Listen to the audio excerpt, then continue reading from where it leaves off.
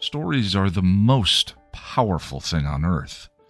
They are literally life and death. Wars are waged based on the story of who is the hero and who is the villain.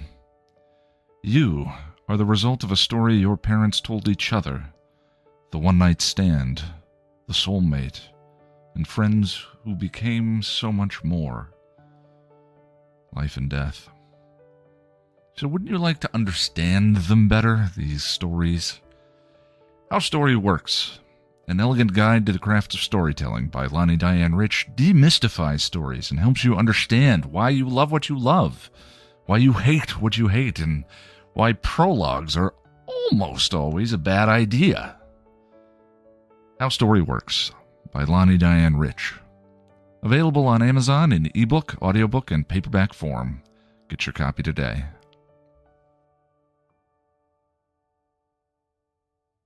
Welcome to Still Pretty, a Buffy the Vampire Slayer podcast from Chipperish Media. I'm film scholar and spider-eating man-bitch Noelle LaCroix. And I'm story expert and dark master, Bader Lani Diane Rich, and we're here today to talk about Buffy vs. Dracula, the first episode of Season 5. Buffy vs. Dracula aired on September 26th, 2000, and was written by Marty Noxon, and boy, was it ever. Nothing is ever Noxent more than this is Noxent. And directed by David Solomon. All right, as everybody knows, we are a fully spoiled Buffy podcast. That means that we may talk about anything that happens in the entire run of Buffy. We might pull in Angel. We might pull in the comics. You just never actually know. So if you are spoiler sensitive, you're going to want to make sure that you have watched all of Buffy before you come and hang out with us. But make sure that you come on back because it is totally worth it. You are strange and off-putting. So let's go on patrol.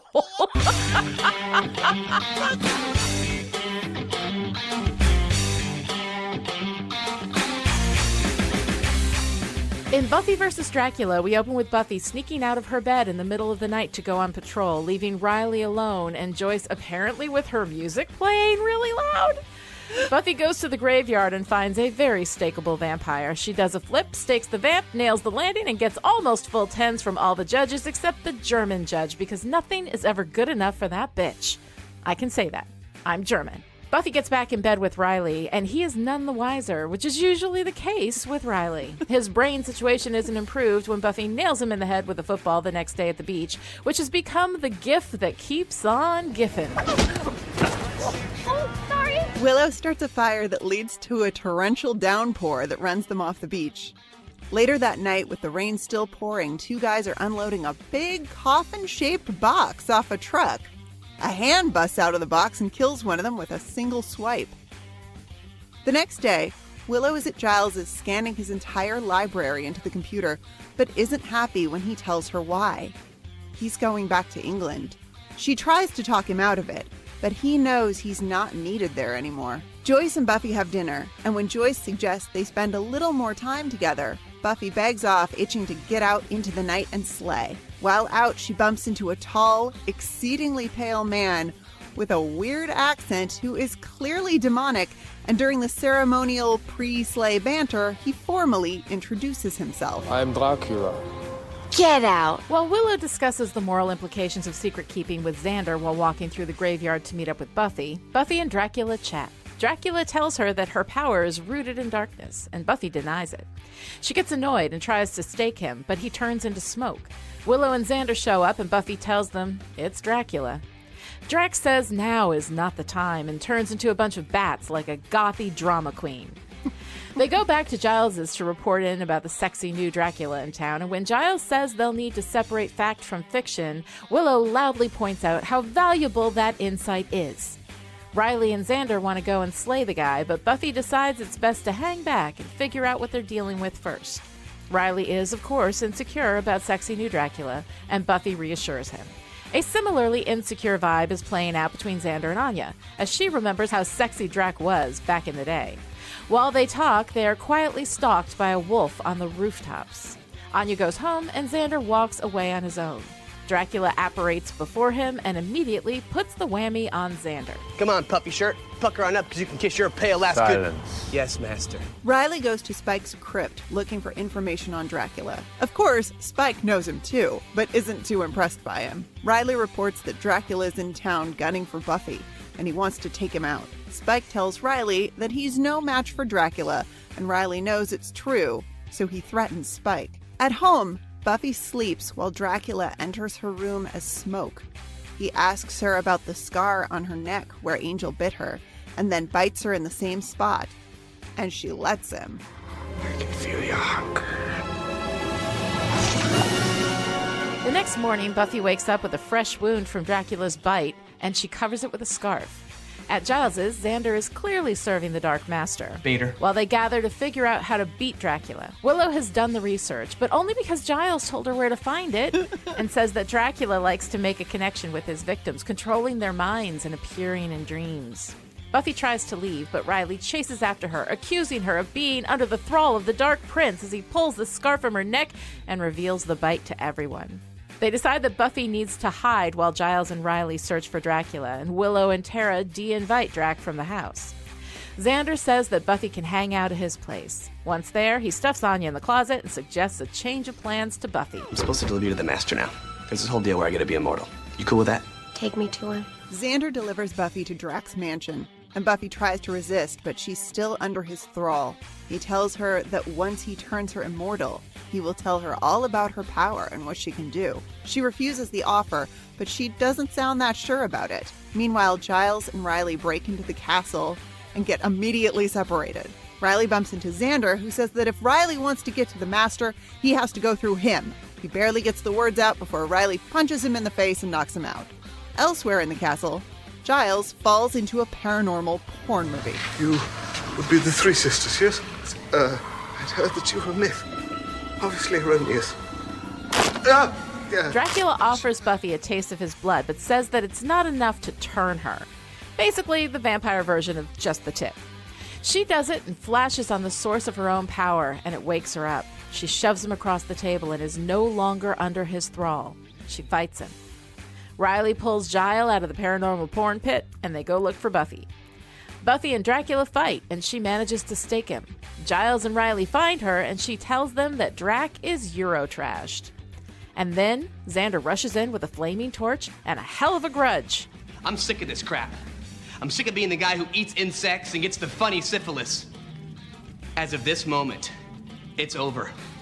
I'm finished being everybody's butt monkey. The next day, Giles calls Buffy to his house to give her the news that he's leaving. But before he can tell her, Buffy has something to ask him first. She wants to understand her power, but she's afraid. She needs him to be her watcher again. She asks him what he wanted to talk about, and smiling, he says, nothing. Later, at the house, Buffy tells Joyce that she and Riley are going to the movies, and Joyce has a suggestion. Buffy, if you're going out, why don't you take your sister?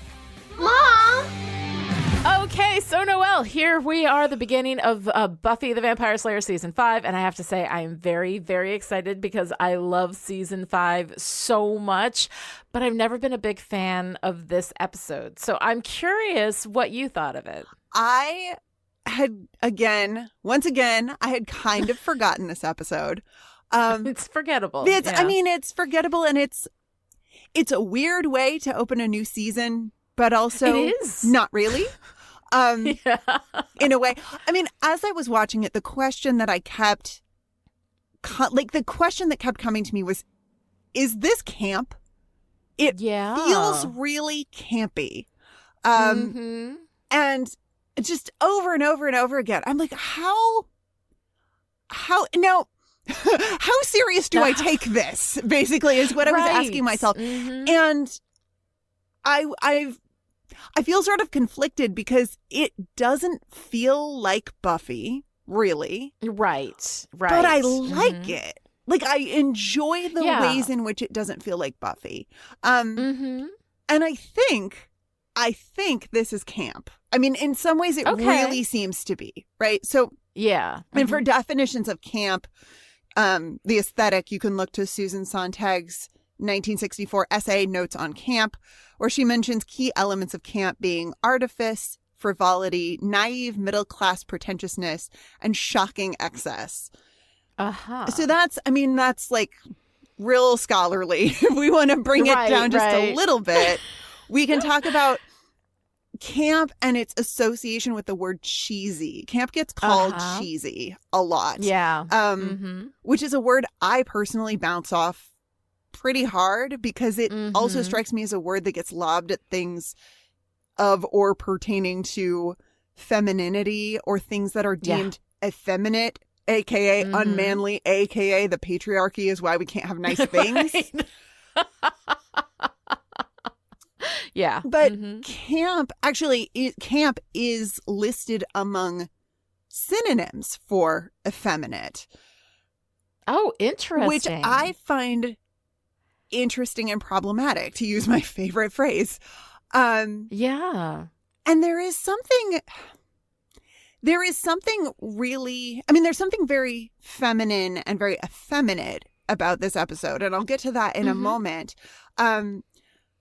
But there's also this seriousness and weight to the potential ridiculousness of this situation, right? Yeah. Dracula, like the Dracula, the most famous vampire possibly ever, is in Sunnydale, and the show is playing it completely straight. Right. And of course, seriousness is in the eye of the beholder. So, and similarly, what can be a joke is in the eye of the beholder.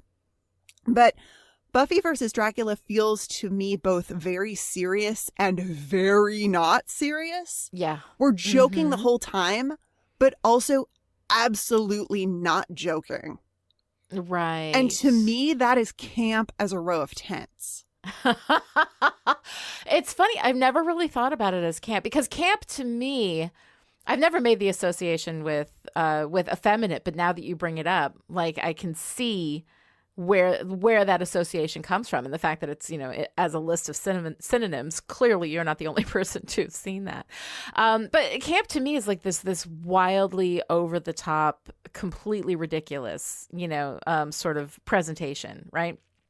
And I think that Buffy versus Dracula has some of that, like borrowing Dracula from another universe, like with different rules, feels really weird, because the rules then don't apply to him. Like, these are the rules that he supposedly set up, right? Because Spike was complaining, as soon as Dracula gets all famous, then everybody knows how to kill us. They know about the mirror thing, right? So there's all of that, but then we give him all of these additional powers, like the fact that he can get dusted and then just reform and from smoke back into his self, So all of these things, the turning into bats, which is something that our standard garden variety vampire on Buffy the Vampire Slayer does not do. Like, there are rules to the world, and Dracula comes right in and immediately breaks all of those rules, which to me is a signal that this both is and is not of the world of Buffy the Vampire Slayer, that this is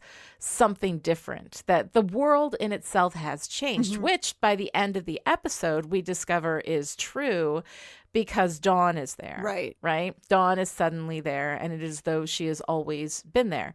So one thing that I find really interesting in the context of all of season 5 is this a space in which the monks who were creating Dawn, which I imagine, it takes my computer a little while to like export an MP3, when I'm editing a podcast. So I imagine for the monks, there must have been like a buffering process there, right? Totally. Where they're building Dawn into the reality. They're sewing Dawn into the fabric of the reality of this world. And that during that time, the fabric of the reality of the world is somewhat shifted. Now, of course, that's something that you can only really take into account once you know everything that happens in season 5, once you know the whole story of Dawn. Right. So for me, Buffy versus Dracula has always, it's of the world, it's not of the world. It feels like a dream, and yet it is not. Yeah. It's like that in between space where I feel like the fabric of the reality of this world is being, messed with, right? So Yeah. So at that point, like maybe that's what allows all of this weirdness to happen. But it is really super weird. It's a super weird, like the first episode of a new season always feels to me a little bit different on purpose. Everything's different. Right? Like it's different on purpose, and we like it that way.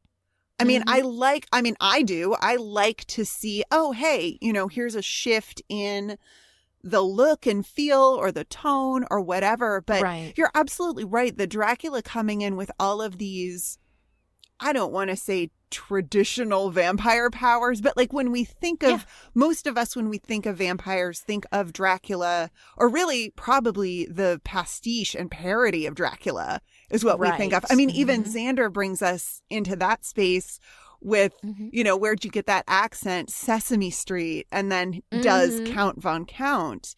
And that is for many of us, like the associations that we have with Dracula is not Dracula, the novel, not the Dracula movies that take themselves very seriously, but this parody of the idea of what a vampire is. And of course, Buffy the Vampire Slayer as a show up till this point has not done that. Like vampires are a real thing. They're demons. They're fucking dangerous. And we need a slayer to, keep them from destroying everything. I mean, this is serious business. And here's Dracula with this kind of, I don't know, like a goofy seriousness. This is what makes me say, this is what makes me like come down really hard on the side of this is camp. Right.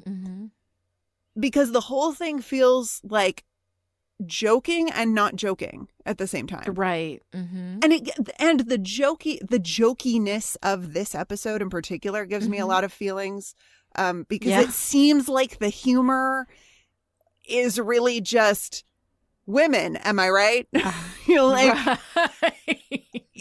Like Willow in Giles's courtyards, Willow in Giles's courtyard says, how'd he get inside anyway? And then we cut to Joyce. He seemed so nice and normal, a little pale, and of course, Willow's sage advice is avoid white-skinned men in capes, which I think might just be one of those a general life rule. Yeah, that's just that's good advice for life. But then, of course, that is followed by Joyce's little rap on how hard dating is and how when you girls are older, you'll understand, even throwing out the idea of giving up on men altogether. Which is funny because they're lesbians. Get it? Waka waka. It's like women, am I right? Men, am I right? Like that's the whole, that's a lot of the humor. And but then, I don't know, then the seriousness of Dracula's appeal is also part of this kind of a joke, but not really tone. So he's established in the cemetery as a joke. I am Dracula. And Buffy immediately says, get out! Like with this like fangirl sort of glee that feels, again, like kind of off tonally for the show. Yeah. But it shifts so quickly to Buffy, Xander, and Willow oohing and aahing over Dracula and how cool he is, which is a very campy. Right? I mean, deep appreciation for something that high culture would call silly is a big part of what makes camp work. And it's also just delightful, in my opinion. I love them. It's very fun. Geeking out over Dracula and how cool he is. And all of that humor, but not quite, somehow disarms us for that disturbing heightened reality of Dracula in Buffy's bedroom, which is just straight up intense in a lot of ways, like, and not in a campy sort of way, although camping is intense, and I just made a pun that I didn't mean to make. Anyway, sorry, not sorry. Joking, not joking. Joking, not joking. I mean, it's kind of the whole theme of the episode. And then, I mean, that is some like serious, like it's maybe a little bit of a wink, wink, wink, nudge, nudge kind of serious with the like, you know, she starts to explain he was, and Dracula says, unworthy, he let you go. Like he's doing this, like, I have come to have sex with all of Sunnydale, kind of like, like Euro hot guy pastiche thing. But we're taking it so seriously all the way up until the end when the seriousness is defeated with a kind of knowing frivolity. So case in point, my last 4 viewing notes are all quotes and are as follows. 1, no, no, no, sir. No more chick pit for you. 2, how do you like my darkness now? 3, where's the creep that turned me into a spider-eating man bitch? And 4, you think I don't watch your movies? You always come back. Which is not only a line, but also a line reading that feels deeply Marty Knoxonian to me. Oh, absolutely. I think Knoxonian absolutely needs to be an adjective. Oh, 100%. 100%. Yes. But it's absolutely. It's this, I don't know. And I don't know if the joking, not joking, the serious but not serious thing connects us to the insertion of Dawn at all, but it feels tonally weird for Buffy. Yeah. But I also really, really like it. So I don't know what to do with this episode. Well, I think that you can enjoy moment to moment in and of itself. I think that for me, I have to read this as the fabric of the world is being rewritten, rewoven, I guess. So I think that this episode stands out. It always feels weird to me when you look at the rest of season 5, it doesn't feel like it fits in. And I don't know if that's deliberate or if this is just the writer being enamored with the idea. And as a writer, I can tell you this has happened to me a lot. I am completely familiar with this. You get an idea and you think it's cool and you can't pull it off and you don't care because it's really fun. So you just do the thing, And so I've done that before. I am familiar with that. I know how that happens. It does feel that way a little bit. It feels a little bit like, wouldn't it be cool if Dracula came to town and then we broke all the rules of the world, right? And spent an entire episode taking this so seriously. I mean, this dude bites her. She drinks his blood, which, by the way, is exactly what, and I know he does just the tip thing, but I mean, this is exactly the kind of thing that gets Slayers pregnant, or turns them into vamps, right, whatever it is that you're looking for in your analysis. This is how, No, but for real, this is how you wake up one day and you're Buffy the Vampire Slayer in a different way. As a vampire. The Slayer who is a vampire. I mean, the Slayer who is a vampire. It's so strange because that is exactly, and there's a point early on where she says, they have to suck your blood and then you have to suck their blood. It's a whole blood-sucking thing, And she explains that those are the rules of this world. Those are the rules, right? Yeah. But then we have him say, oh, it's just a little bit. It's not gonna turn you. And she's like, okay, and she drinks it. And at the same time, there's all this ridiculousness and all of this world breaking, and none of the rules apply anymore because there's this weirdo, So there's all of this. But then we have this, he knows about her power. We have this whole thing, right, where he says alone, always alone. And this actually thematically, I mean, really harmonizes with the rest of the show. Like, Buffy is always alone. That's a common theme that we come back to through the course of the show, all the way to the end, where finally in releasing the Slayer power to all the potentials, she is finally not one girl in all the world. But for 143 episodes of this show, she's one girl. Okay. One of sometimes two girls in all the world. Right? One of a handful. One of a small. One of a handful.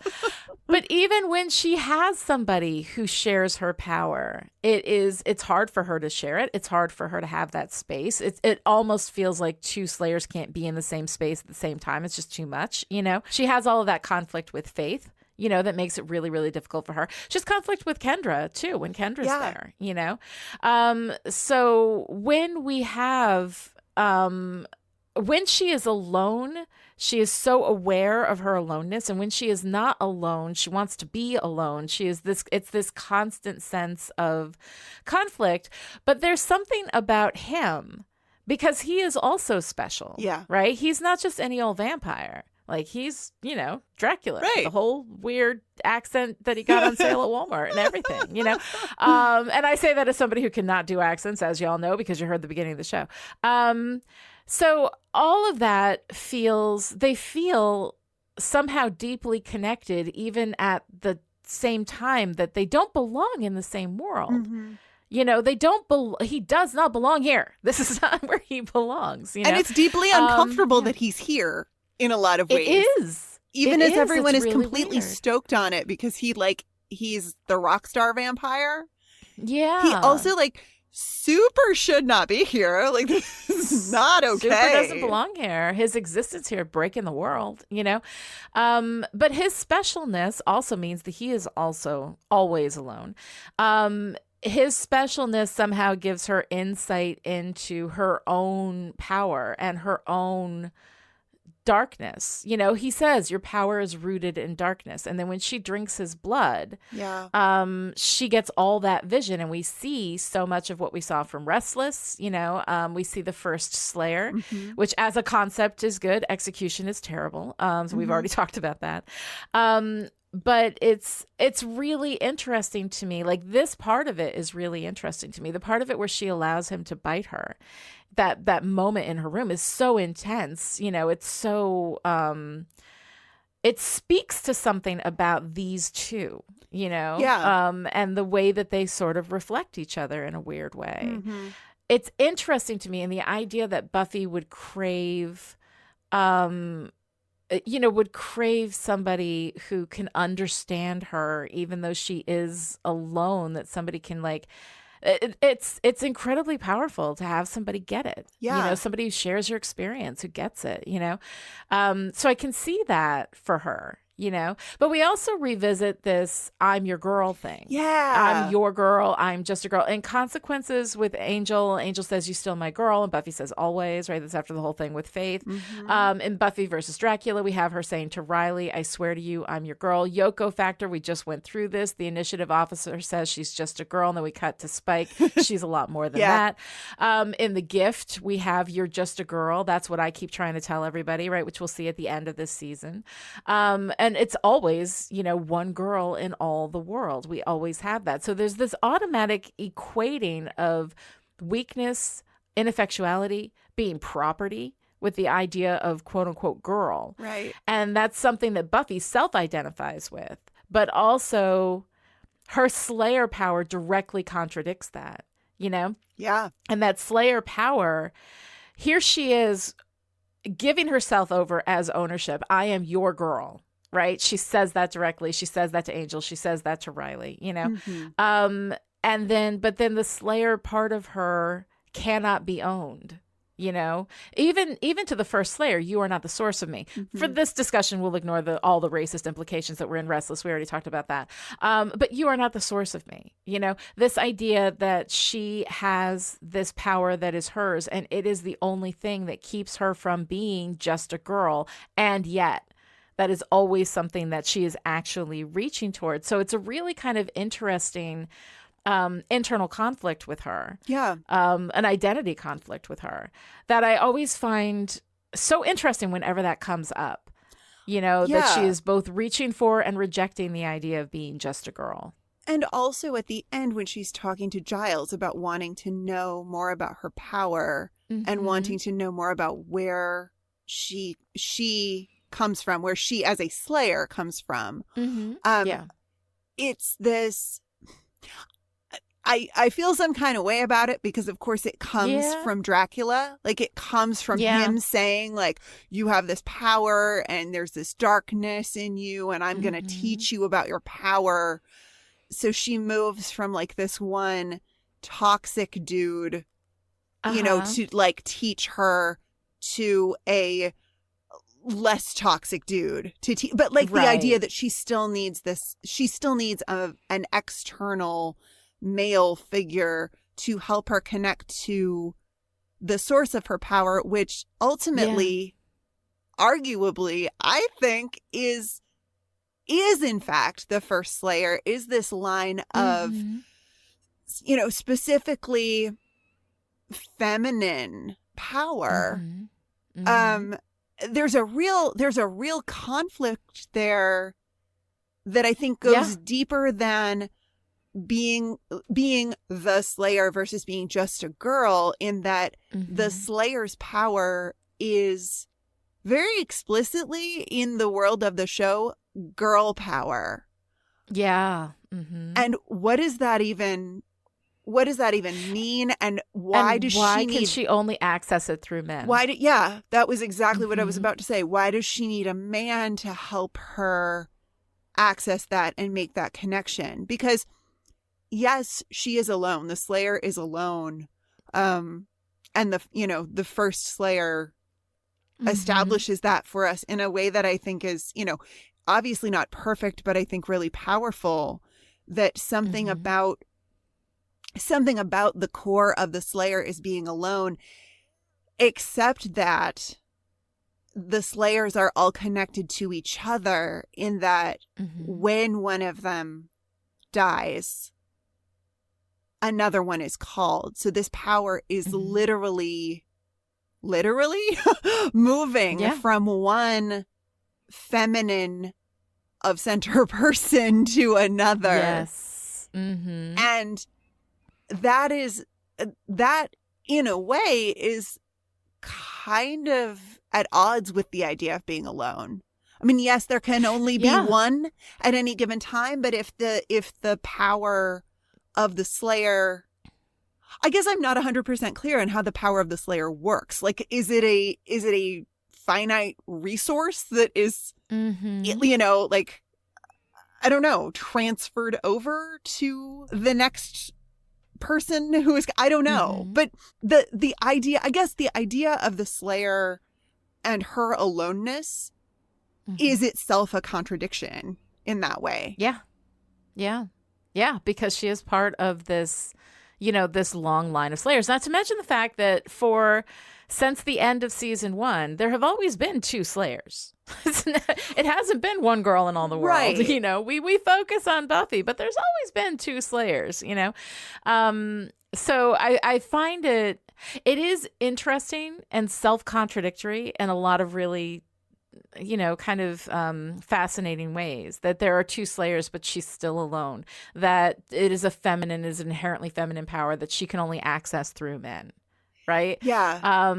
Which I find both, well, there's the fucking patriarchy again. Right. Like, you know, this is your thing, but I'm going to make sure that you only get it through me. Yeah. You know, it's also that super limited view of equality that says that what feminism is women being able to, and really we mean white women being able to do and behave in ways that historically white men have, you know, like this idea that what it means for a woman to be empowered is for her to be able to exist and move through the world in the same way that the corrupt body of men move through the world. It's hard when you have to use words like men and women, and what you really mean is like as a concept, you know, but exactly, as a power structure. Yeah. You know, not individual men and not individual women and not individual, you know, non-binary and genderqueer folks, but these ideas that we have about the systems that are in place. And this is, you know, it's like this is a big discussion to be having around the idea of like what makes the Slayer.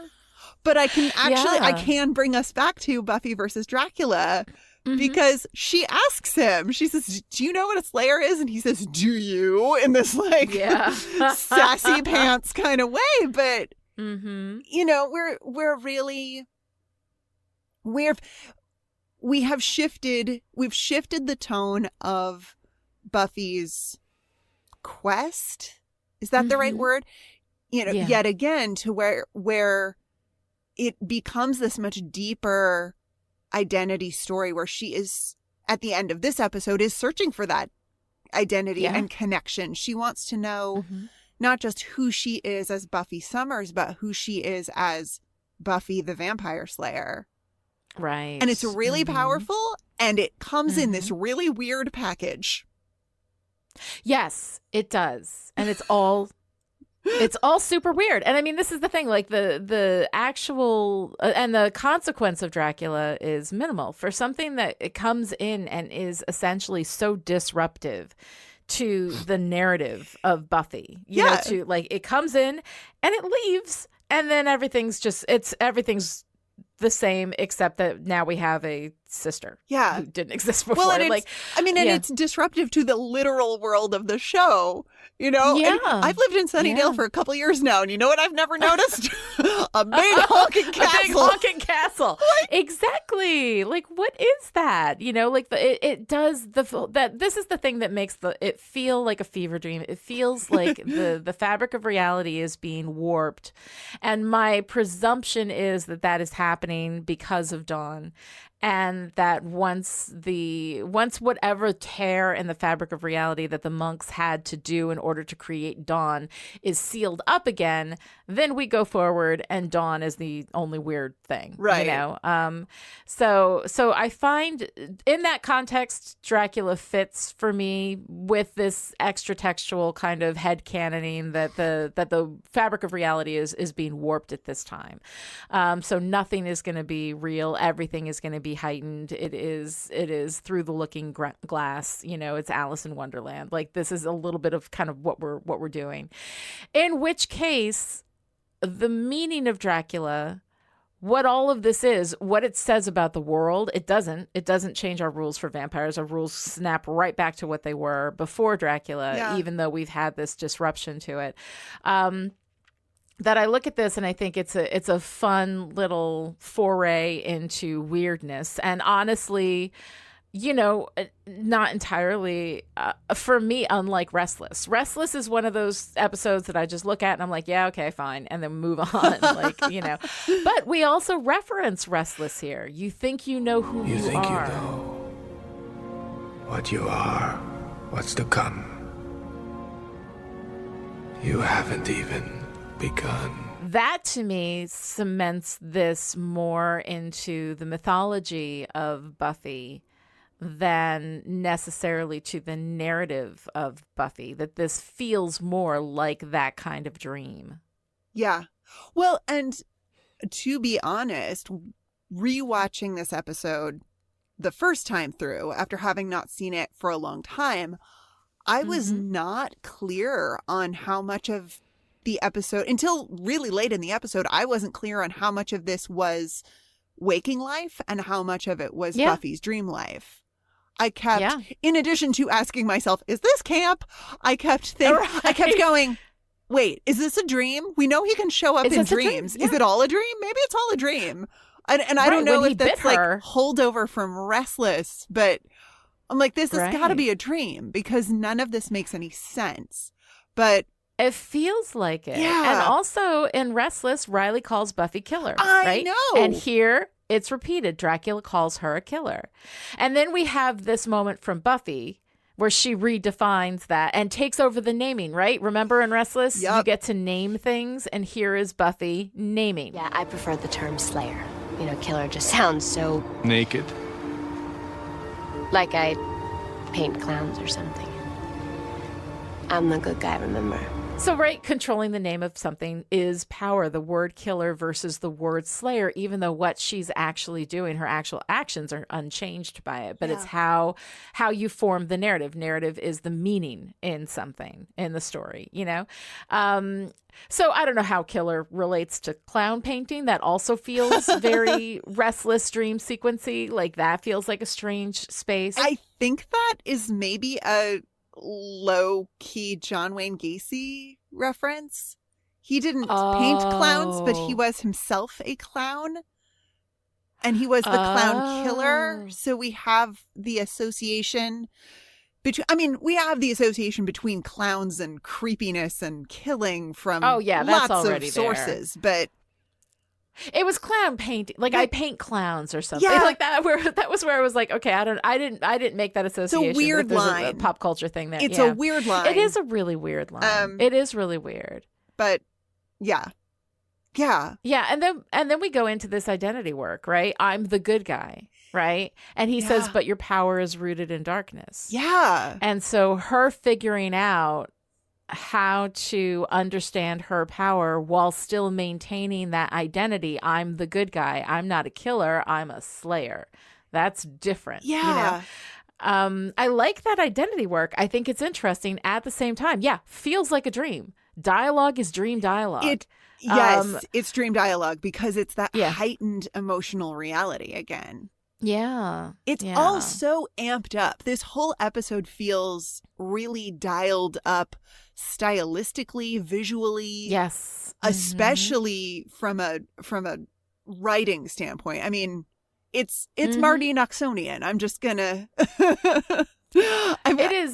It is Noxonian dialed to 11. Yeah. There's so like the whole Xander thing. Okay, the Xander thing is goddamn adorable. I always laugh at him being under the Dark Prince's thrall, the master Bader. Yep.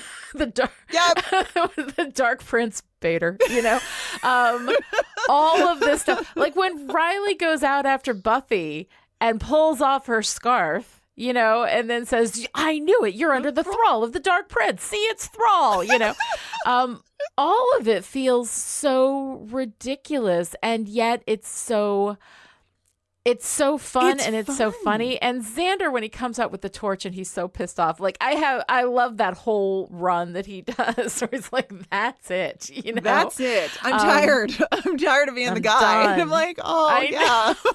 I know. Poor Xander. The guy that gets the funny syphilis. I love all of that. Like I find delight in it. I delight in Willow constantly trying to reassure Giles. Giles falling into the porn pit.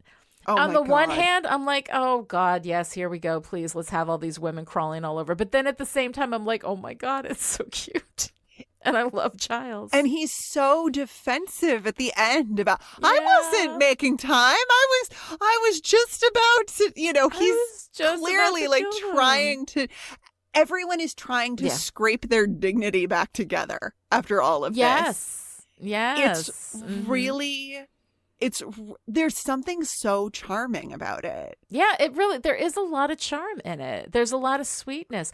And, while we're in this very kind of strange reality, Giles, like the emotional through line of his sub-story here, that he's going to leave. He doesn't have a place here. He's having Willow scan all of his books so that they have everything. They have access to everything that they need. You can always call me, but he's going to find, a way to move on with his life. No longer wearing sweaters. He's got a button-down shirt now, which of course is very nicely ripped open by the three sex vamps. But he's a new Giles. He's ready to like release his old identity as Watcher, as Buffy's pseudo father, and move on with his life and go back to England.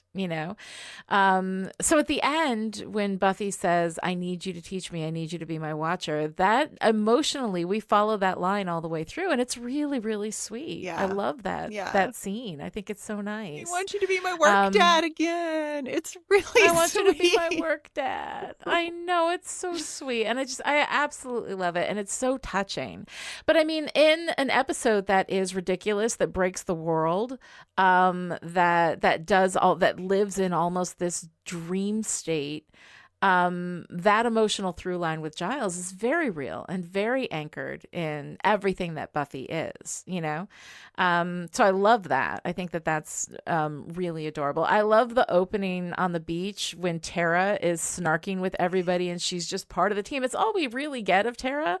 But I freaking love it, except for that one jealous moment where she's like, you thought he was sexy? Which actually, I read Willow's response to Tara as as reading jealousy into it, but I read more curiosity into it from Tara than jealousy. Yeah, I read it that way too. That it's less, maybe there's a little tinge of jealousy or insecurity there on Tara's part, but mostly it's Willow doing the kind of oh shit backpedaling thing. Exactly. When you realize, I said something wrong. Oh, I said something that perhaps I should not have said, or I should have given more context. Yeah. Let me layer some context onto this that I've dropped let me just here. Go back and like retcon some meaning into what I just said. Exactly. So Tara's not in this very much, but I love where she is. I love how she's here. It's nice to see her being truly, truly part of the group. So that was really fun. There's a lot of stuff in here that's really fun. I love Anya, remembering her times with Dracula. And welcome to season 5 and Emma Caulfield in the opening credits. I squealed. I'm so excited. I love her so much. Excited. I mean, I hate that they don't give her more to do. They don't give her everything that she's capable of doing. But what she does is always brilliant. She's always wonderful. I love her in every scene that she's in, even when they're making her the comedy mule. I love her. She's so great. Yeah. So she's really fun. Riley. Okay, here's Do you the have thing. a moment of Riley? I have a moment of Riley. I actually have some sympathy for Riley's insecurity in this episode. Buffy is sneaking out of bed at night, and whether he knows that or not, he knows it to a certain degree. Yeah. Yeah. I absolutely hate how he can't just go to Buffy and say, I'm feeling insecure. We need to talk about this. At the same time, I get it, because every single time he has actually tried to talk to Buffy, she shut him down. Yep. She shuts him down every single time. She does not want to talk to him. She wants to have sex with him. She wants to flirt with him, and she wants to fight, alongside him, but I don't think she wants to talk to him, because I think that if they talk, like the real problems in this relationship are going to, become apparent, and she doesn't want to see it. But his interaction with Spike is so much more direct and honest than any of his talks with Buffy. And then Spike knows exactly where to hit him. Go home to your super honey and have a nice, safe snog. Yeah. Spike, I love how Spike can always see to the heart of everything. And Spike is adorable in his response to Dracula. Spike on Dracula is among my favorite things in this episode. I mean, for all of his queerness, and I don't mean gayness, I mean outside of the normness, Spike has no time for Dracula and his fancy pants ways. Like, it is so good. I know. Poncy bugger owes me 11 pounds for one thing. Like, Spike knows better than to take Dracula seriously. It's almost like Spike is our only anchor to the world before a big honking castle showed up in Sunnydale. Like, in the same way, I mean, I hate to make this connection because we're done with Adam, but in the same way that Adam is the only one not affected in Superstar. Adam is the one who can see, wait a minute, the world is wrong. This isn't how it's supposed to be.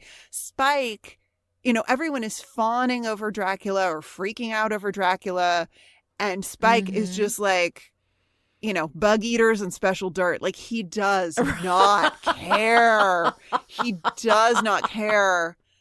Yeah. This is just the Dracula to Spike is just the vampire who ruined being a vampire for everyone else. Exactly. Who sold out, It's like, it used to be about the blood sucking, man. Like, right. We used to have a mission, man. Right. And now he's made it all about these like little tricks, and he just calls them little tricks. He actually says an offensive word. I'm not going to repeat it, but it's so funny because this comes on the heels of Spike in Restless, in Giles's dream. So I don't know how actually authentic to Spike that is, but Spike in Restless doing his whole showbiz gig where that's exactly what Dracula is. That's what Dracula is. So I don't know. I don't know. I think Buffy versus Dracula is deeply, deeply tied into Restless, that it feels to me like a dream sequence, Yeah. you know? And then, of course, at the end, we get Dawn. Yes. Hello, sweet summer's child, right? You know, we're going to talk about her in a lot more detail later, but this is an unsettling moment, a world destabilizing moment at the end of this episode, in which we are living in reality, but reality has suddenly been completely shifted. And that seems to be all of Buffy versus Dracula. It's reality, but it's not really reality.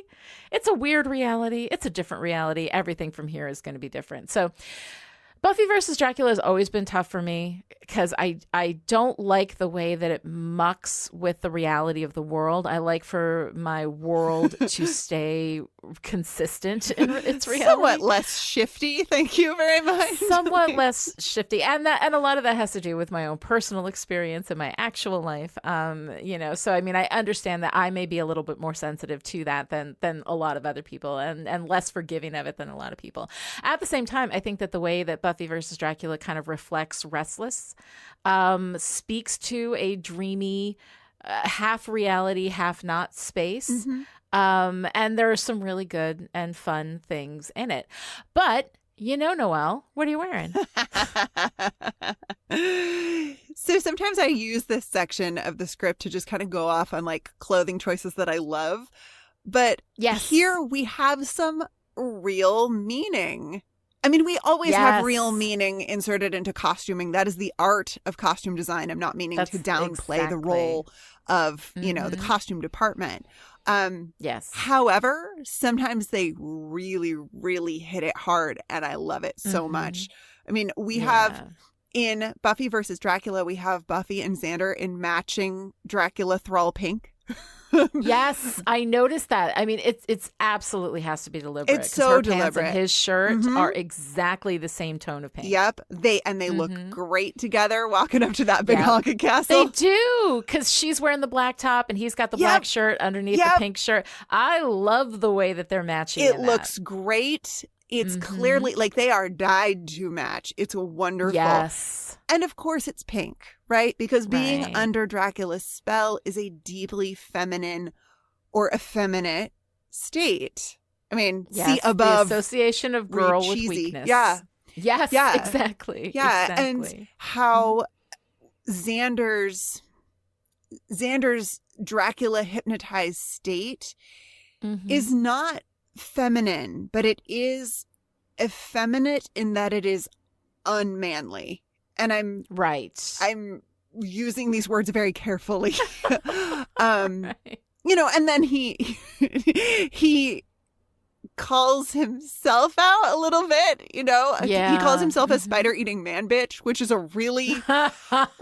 lovely written phrase, but also really speaks to the way that Dracula's appeal is meant to work, or the way that Dracula's appeal functions within the world. And it's a queering of Xander. And again, I don't mean in a homosexual sort of way. I mean,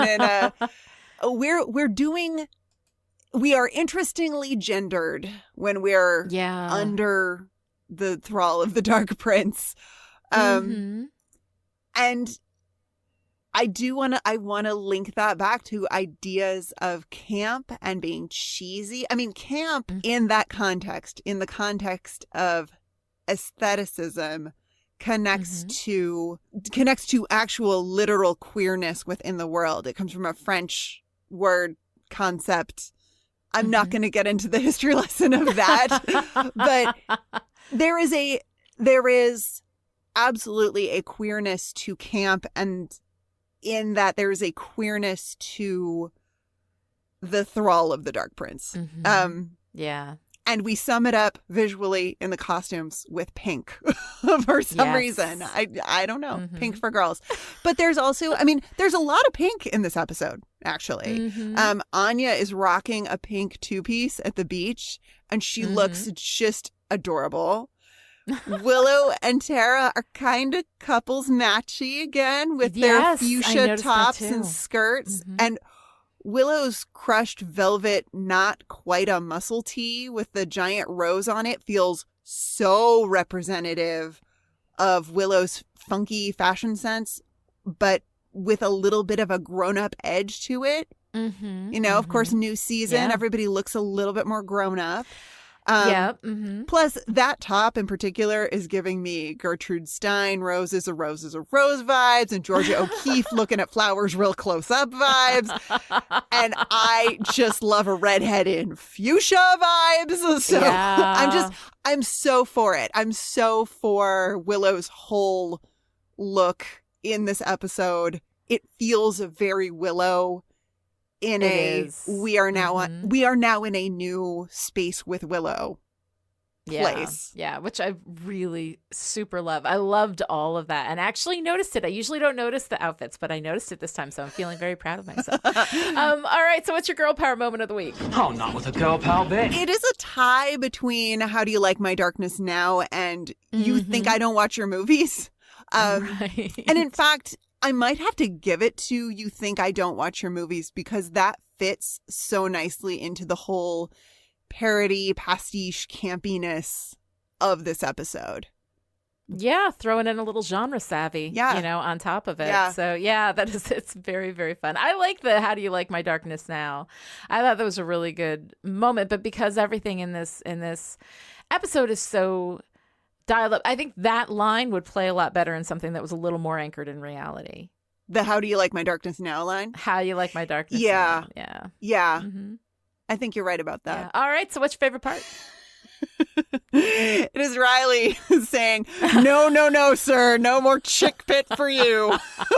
Just, first off, just a delightful line. It's just, it is well written, well delivered. It's Riley at his cowboy guy best. And I just love the pairing of Riley and Giles. Giley? Yeah, it's kind of sweet. Riles? You know what? Never mind. That is not an avenue we need to explore. I love Riley being cowboy guy. I'm sorry. No, I think it's very nice. I like Riley being cowboy guy too. But my favorite part is the Giles. When Giles's face when Buffy asks him to be her watcher again.